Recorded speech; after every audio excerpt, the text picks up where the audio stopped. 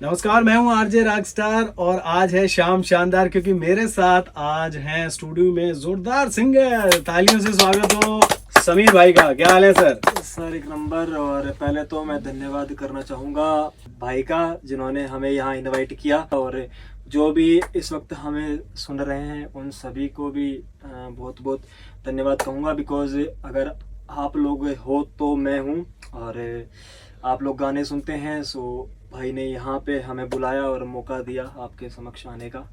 तो जी जी जी जी, समीर बिल्कुल सही कह रहे हैं। मैं बस यही कहना चाहूँगा समीर के बारे में कि बहुत सारे इंटरव्यूज हम कर चुके हैं, लेकिन बहुत सारे अलग अलग तरीके का आर्टिस्ट आते हैं। कोई स्टार होते हैं और कोई स्टार धीरे धीरे बनते हैं, तो समीर उनमें से एक हैं जो ज़मीन से जुड़े हुए हैं और अब ये स्टार बन चुके हैं। तो समीर को वेलकम करेंगे। अच्छा समीर, चलिए आगे चलते हैं, प्रश्नों का सिलसिला शुरू करते हैं। मैं आपसे ये पूछना चाहूँगा, पहला प्रश्न मेरा ये है आपसे कि सिंगिंग में जो स्ट्रगल होती है वो आपने देखी है क्या, और अगर देखी है तो क्या रही आपकी स्ट्रगल? क्योंकि हमारे बडिंग सिंगर्स हैं, उनके लिए कुछ बताइए। हाँ जी, बिल्कुल होती है स्ट्रगल। मैंने स्टार्टिंग की थी 2014 के समथिंग। सो मैंने शुरुआती दिनों के अंदर कुछ कवर्स किए। कवर्स करते करते मैं 2019 तक तो नॉर्मली सिर्फ समझने के अंदर कि कैसे इंडस्ट्री रन करती है, कैसे म्यूज़िक होता है, सब चीज़ें देखते देखते मैं 2019 में फाइनली मैं ऑफिशियली तरीके से गाना रिलीज़ करा मैंने अपना यारी करके। सो काफ़ी लोगों ने उसको प्यार दिया, तो कुछ मेरी फेस वैल्यू क्रिएट हुई है ना, और थोड़ा लोगों को नाम पता लगा कि समीर नाम से भी कोई सिंगर है। और उसके बाद में धीरे धीरे करते गए, पर शुरुआती दौर के अंदर काफ़ी ज़्यादा यानी कि चीज़ों का सामना करना पड़ता है। जैसे कि मैंने कहा कि मैं स्टार्टिंग में मेरे कुछ गाने थे जो कि मैं किसी लेवल के पास गया, काफ़ी लेवल्स के पास मैं गया, जिनमें से कोई एक लेवल थी उसने गाना लिया हालांकि, पर उसकी तरफ से मुझे कुछ नहीं दिया गया। सिर्फ गाना लिया और रिलीज़ किया, ना कोई प्रमोशन ना कुछ। पर मैं थोड़ा कम एज का होने के कारण मैं उस टाइम पे इतना सोच नहीं पाया चीज़ को। पर मेरे को बुरा लगा कि मेरा जो गाना था वो एक तरह से ख़राब गया। सो फिर मैंने चीज़ ये सोची कि जो भी आर्टिस्ट है खुद के चैनल से गाने करें तो बेटर है। बिकॉज़ हम लोग पैसा भी लगाएंगे, ठीक है, मेहनत भी करेंगे। सो गाना चले ना चले वो हम पे, पर हम बेस्ट कंटेंट प्रोवाइड करेंगे तो धीरे धीरे करके हम ग्रो कर सकते हैं उस चीज़ के अंदर। और जो लिसनर्स होते हैं आज के टाइम पे, तो आपको पता है वो हमसे भी ज़्यादा यानी कि एक्सपर्ट है इस चीज़ के अंदर। वो गाइड भी कर देते हैं कि किस तरह का हमें कंटेंट उनको शो करना चाहिए और कैसा वो सुनना पसंद करते हैं। सो मैं सभी आर्टिस्ट को एक ही चीज़ कहना चाहूँगा कि खुद के चैनल पे फोकस करें। और आजकल सोशल मीडिया का ज़माना है, अगर आप में टैलेंट है तो जाहिर सी बात है आप चलोगे, आपको कोई रोक नहीं सकता उस चीज़ के अंदर। और अपनी जो भी वोकल्स हैं या फिर जो आप स्ट्रगल कर रहे हो, गाने कर रहे हो, वो सब सोशल मीडिया पे शेयर करो और अपने यार दोस्तों को शेयर करो। और अगर लोगों को वो चीज़ पसंद आएगी तो लोग ऑटोमेटिकली आपको प्रमोट करेंगे और आप भी अपने जो करियर के अंदर फोकस करके अपना नाम बना सकते हो। क्या बात है। तो समीर ने सही बात कही। सोशल मीडिया एक ऐसा प्लेटफॉर्म है आज के टाइम में कि जहां आर्टिस्ट ग्रो कर सकता है, और आपके मैंने देखे बहुत गजब के फॉलोअर्स हैं आपके। दोस्त आपकी उम्र भी कम है समीर। मैं ये पूछना चाहूंगा नेक्स्ट क्वेश्चन आपसे कि क्या एक ऐसी टिप है जो आप हमारे बडिंग सिंगर्स को देना चाहते हो जिससे कि उनका सोशल मीडिया ग्रो करता रहे? बिल्कुल हाँ, आज के वक्त आपको पता है जो कि सोशल मीडिया पहले एक अलग चीज़ हुआ करती थी, एक लिमिटेड चीज़ थी। और आज के जो समय के अंदर देखा जाए तो सोशल मीडिया काफ़ी ज़्यादा बड़ा हो चुका है। तो पहले ऑडियंस कम हुआ करती थी, अभी काफ़ी ज़्यादा है। तो जैसे कि अभी इंस्टाग्राम का काफ़ी अच्छा क्रेज़ चल रहा है, तो वहाँ पे रील्स वगैरह हुई, तो अगर कोई आर्टिस्ट है और उसके पास में आर्ट है, उसके पास में कुछ टैलेंट है, तो चाहे वो राइटर हो, चाहे म्यूज़िक डायरेक्टर हो, चाहे फिर सिंगर हो, है ना, तो वो लोग अपनी अपनी जो कलाएं हैं, टैलेंट है, वो लोग शो कर सकते हैं अपने अपने इंस्टाग्राम पेज के थ्रू, ठीक है। या फिर फेसबुक हुआ, आज के टाइम पे यूट्यूब सबसे अच्छी चीज़ है, ठीक है। तो जो भी सिंगर है, अगर गिटारिस्ट वगैरह है, वो नॉर्मली गा के कुछ भी यानी सिंग करके डालता है, तो जो ऑडियंस है वो उसको सुनेगी। और अगर किसी का जो गाना है अगर ऑडियंस को पसंद आता है तो वो जाहिर सी बात है उसको प्रमोट करेगी। और आज के वक्त तो रील्स पे इतना अच्छा यानी कि ऑप्शन आ चुका है कि आप अपनी रील को आप बूस्ट कर सकते हो, और जब आप बूस्ट करोगे तो लोगों तक वो रील पहुंचेगी और लोग गाना सुनेंगे। उसके बाद में उनको अगर अच्छा लगेगा तो वो आपको फॉलो भी करेंगे और सपोर्ट भी मिलेगा, और आप आगे जाके कुछ इस फील्ड के अंदर कर भी सकोगे। क्या बात है, बहुत ही मतलब जैसा कि मैंने आपको स्टार्टिंग में भी कहा था, समीर बड़े डाउन टू अर्थ है और बहुत ही सीधा सिंपल सा इन्होंने एग्जांपल दिया, बहुत बढ़िया। अच्छा, तो अब आगे चलते हैं भाई।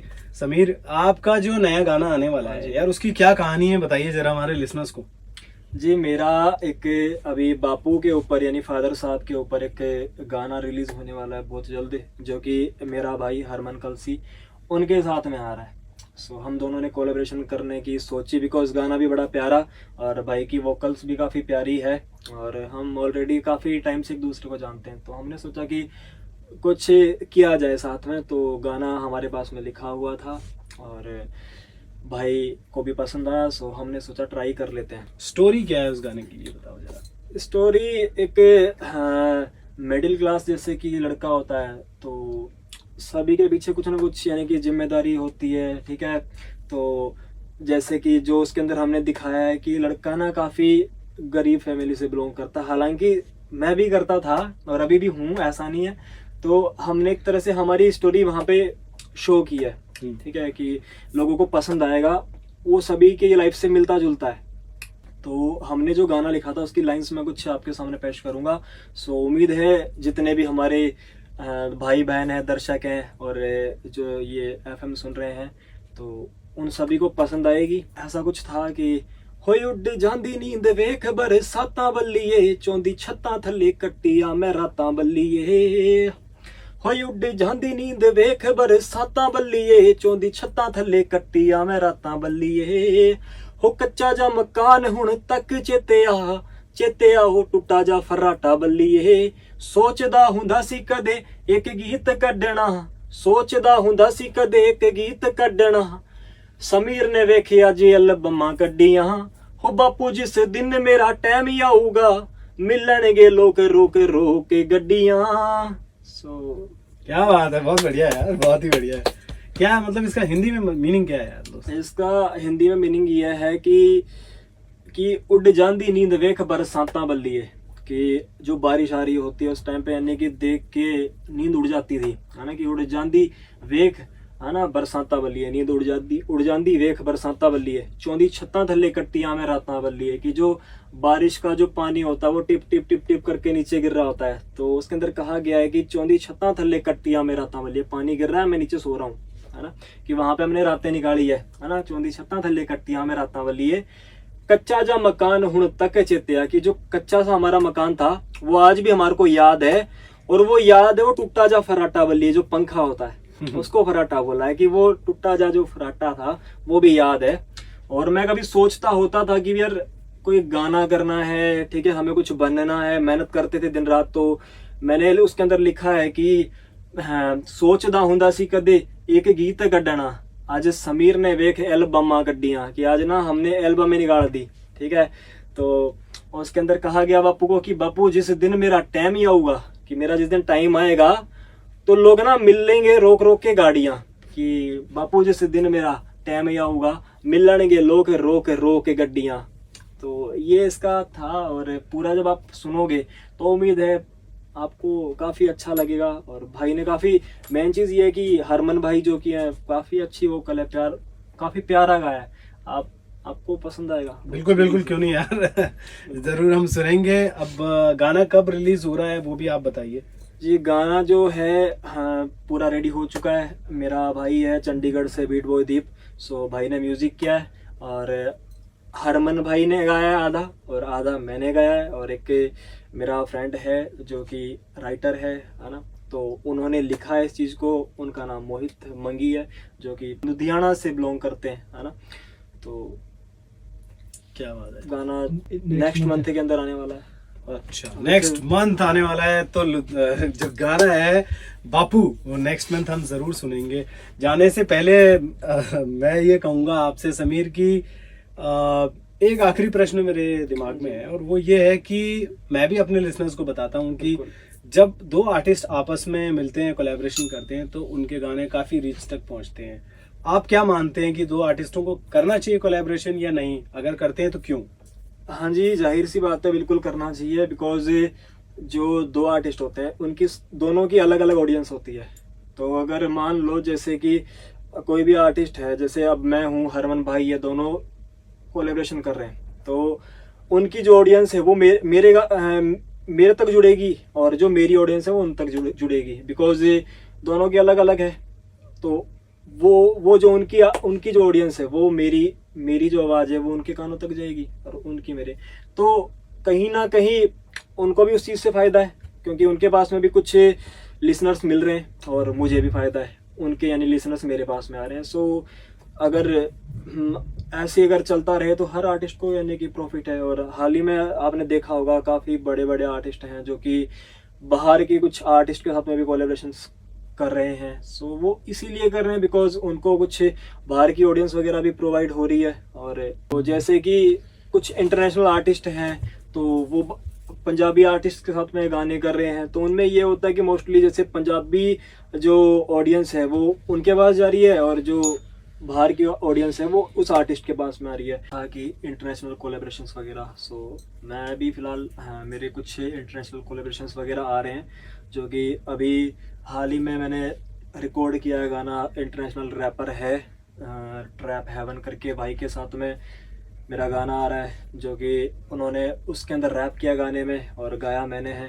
तो इसी तरीके से कुछ और भी यानी रैपर्स हैं बाहर के, उनके साथ में मेरे कोलैबोरेशंस आ रहे हैं। सो जाहिर सी बात है वहाँ की कुछ ऑडियंस मेरे पास में आएगी, और जो मेरी पंजाबी ऑडियंस है या फिर जो मेरी अपने इंडिया की जो ऑडियंस है वो वहाँ जाएगी। तो दोनों तरफ से फ़ायदा है, उनको भी मेरे को भी। और इसी तरीके से हमारा जो इंडिया है वो काफ़ी आगे तक पहुँच सकता है, क्या कहीं ना कहीं नाम बना सकता है इन चीज़ों के अंदर। तो उम्मीद है कि समीर जो है बहुत अच्छा ग्रो करेंगे। बहुत ही सीधे डाउन टू अर्थ हैं ये। फिलहाल जो है अब हम इसी चीज़ पे, इसी नोट पे हम कहेंगे अलविदा इनको। समीर आप ग्रो करते रहें। Thank you very much. आप आए, इंटरनेशनल वाइब आ गई है भैया स्टूडियो में। थैंक यू सो मच, आपने हमें इनवाइट किया। मैं फिर से आपको धन्यवाद कहता हूँ इस चीज़ के लिए, बिकॉज हम अभी तो फर्स्ट टाइम मिले हैं, आने वाले टाइम के अंदर बार बार मिलेंगे। धन्यवाद। Thank you.